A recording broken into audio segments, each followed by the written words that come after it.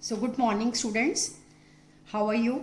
I hope you are staying at home and you are safe.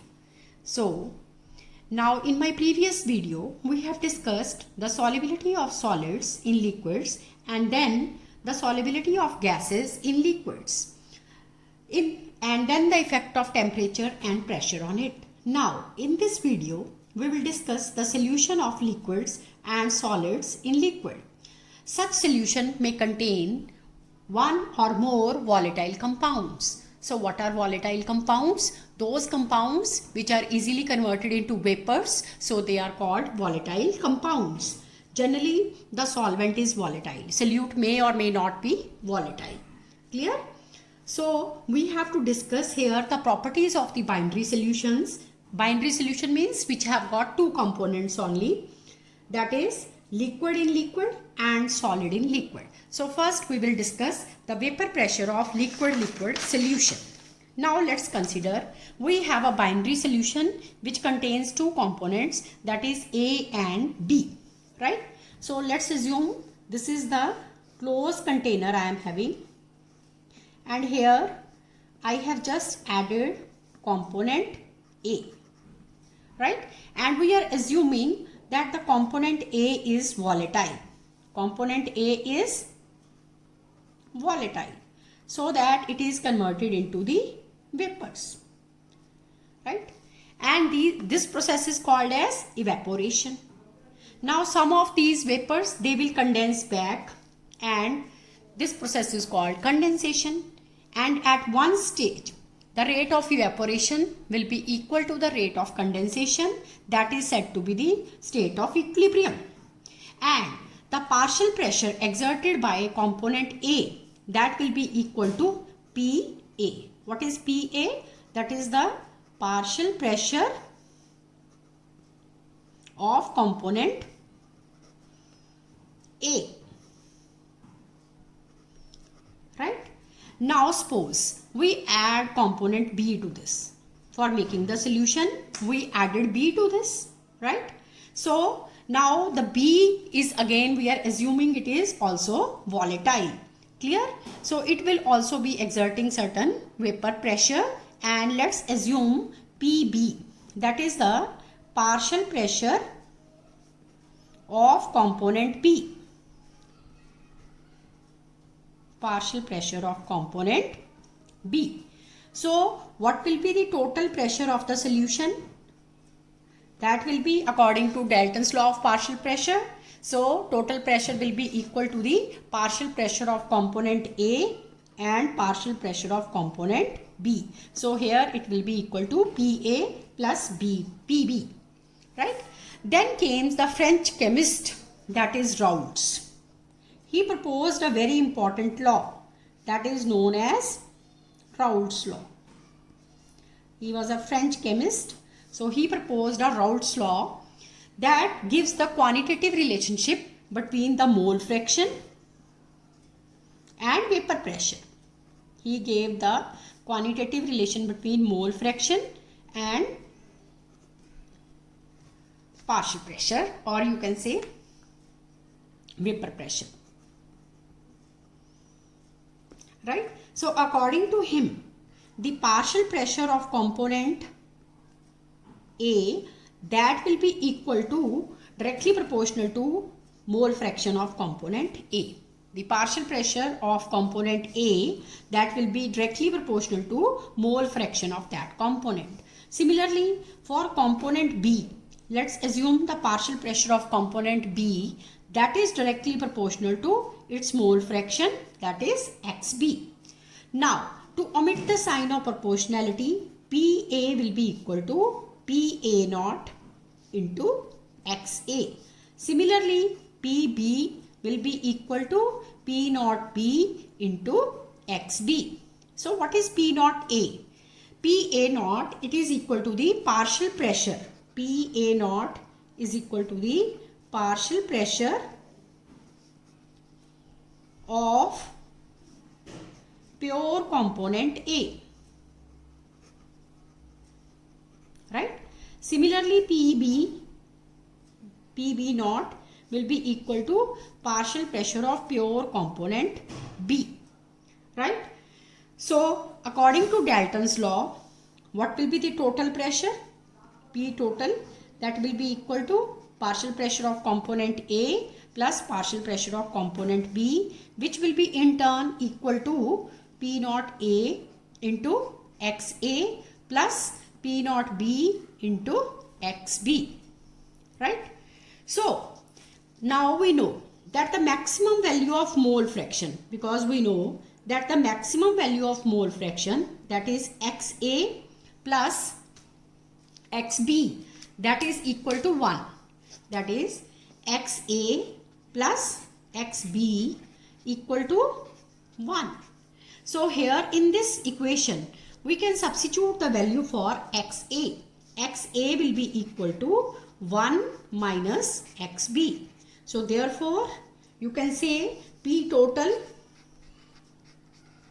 will be equal to 1 minus XB into P A naught plus XB into P B naught. So therefore, it will be equal to P A naught plus P B naught minus P A naught into XB, right? So this is the relation which we obtain by using the Raoult's law, and in this case we are assuming that our solution is in which we have solute which is volatile. This statement is true when our solute is volatile, right? So from here we can draw three conclusions. Number one, that the total vapor pressure over the solution can be related to the mole fraction of any one component. Second, the vapor pressure of the solution varies linearly with the mole fraction. This we will be drawing graphically also. So we will be making the graph. Let's plot a graph between mole fraction and vapor pressure.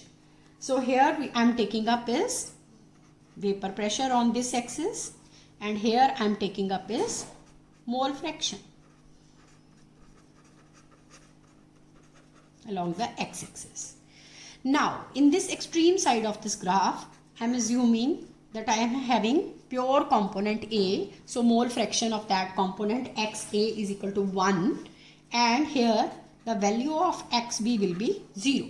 On this side of the graph, we say XB is equal to 1 and XA will be equal to 0, right? So here we will have partial pressure of pure component A, that is PA naught, and here on this side of the graph we will have P naught, PB naught, that is the partial pressure of pure component B. So now we can join these, and you could see the graph is a straight line, and if we join these we will get the total pressure, that will be equal to PA plus PB, that is the partial pressure of component A plus partial pressure of component B. And this will be representing PA, and this is representing your PB, partial pressure of component B. Clear? So this is the Raoult's law, and we can say the graphical representation of this is graphical representation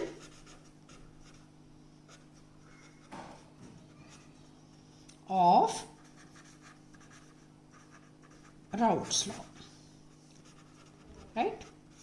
So we can say from here that the vapor pressure of the solution varies linearly with the mole fraction of component B, right? And third conclusion which we draw from here, that depending upon the vapor pressure of pure components A and B, the total vapor pressure over the solution decreases or increases with increase in mole fraction of component A. So this is we can say all regarding the Raoult's law. Now Raoult's law is a special case of Henry's law. So you can say Raoult's law is special case of Henry's law. If you remember the Henry's law, according to Henry's law, again the partial pressure is directly proportional to mole fraction, and then similarly in Raoult's law also we say partial pressure is again directly proportional to mole fraction. But in case of Henry's law we said P is equal to KH into X, and here we said P is equal to P naught, let's assume it's for component A, P A naught into X. So if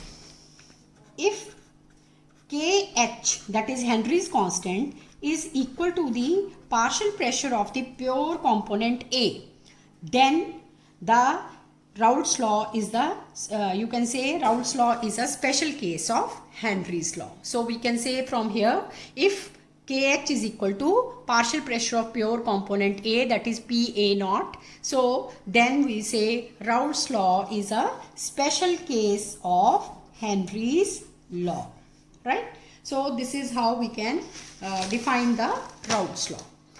Now if we consider the other way around, now we assume that the solute which we added in the solution, right, that is non-volatile.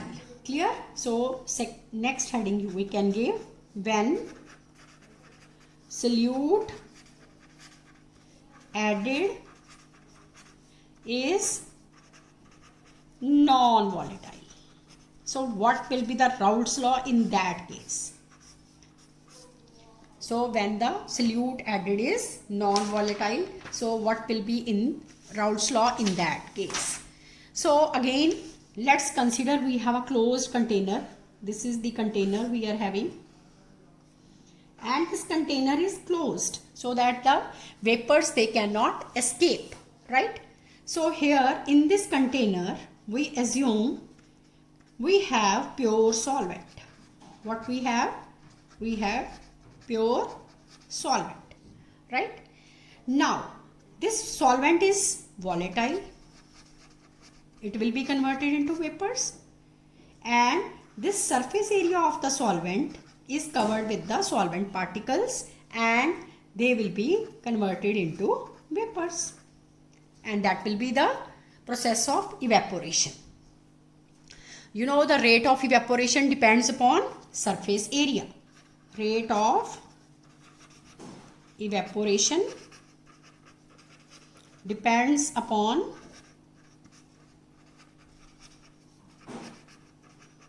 surface area, right? Let's assume the vapor pressure is PA naught. Now what we did next, we in the same container, here we added, this is the pure solvent already we are having. Now we have added some non-volatile, this is blue से मैं जो show कर रही हूँ, that is non-volatile solute particles.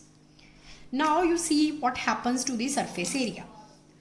Earlier on the surface area you were having only the solvent particles. Now you have some of the surface area occupied by solute particles as well, because solution is homogeneous, so you will have both the components in the solution. So some of the surface area has been now occupied by the solute particles. Clear? So what will happen in this case? The number of vapors, that will decrease. So therefore now the surface area has, because we told, as I told you just now, the rate of evaporation depends upon the surface area. Since now some of the surface area has been occupied by non-volatile solute particles, so therefore in this case the vapor pressure will decrease. The vapor pressure will decrease. Now, what will be the Raoult's law in this case? According to Raoult's law, the total pressure, P total, will be equal to the partial pressure of component A plus partial pressure of component B. Since here, you will write here, since solute is non-volatile, means it is not exerting any vapor pressure. So therefore, PB, that is the partial pressure of component B, in this case will become equal to 0. So in that case, the total pressure will be just equal to the partial pressure of component A, that is PA, which in turn will be equal to P naught A into XA. So PB will become 0 automatically in this case. So now we can define the another statement of Raoult's law. That is, Raoult's law may be stated that for a solution, the partial vapor pressure of each volatile component in the solution is directly proportional to its mole fraction. So here we have to specify for volatile components. For non-volatile components, the vapor pressure or the partial pressure, that will become 0. So in this case, the total pressure will be just equal to the partial pressure of the volatile component, that is component A. Right? So this is all regarding the Raoult's law, and how we can explain it for the this, and we can show this graphically also. Raoult's law we could show for single component also. Again you will be plotting a graph. Again we are plotting a graph between mole fraction versus vapor pressure, partial pressure or vapor pressure. Right? In this case, component XA is equal to 1. Here XB is 0. So the graph will be just like this, a straight line, a linear line. So this way we can explain the graph. Clear? So this graph will be just equal to for the volume. So this will be representing the vapor pressure of pure solvent, because solute is 0. That is PA naught, right? So this is the graph for the, you can say when solute is non-volatile. This is the graph, Raoult's law graph है, when solute is non-volatile. So this Raoult's law is a very, very important law, and later we will be discussing the ideal and non-ideal solutions, and this all is based upon the Raoult's law. So everything should be clear about the Raoult's law. Now I have prepared the assignment from the Raoult's law and Henry's law. So this is your assignment number 2. You could see I have taken some questions from Henry's law and some questions from the Raoult's law. So you can solve these questions in your assignment notebook. Some questions are from NCERT. So because in CBSE, most of the questions they come from NCERT. So I hope you will be able to solve all these questions. And if in case you have any doubt, you can ask. So wishing you a very nice day. Thank you for watching.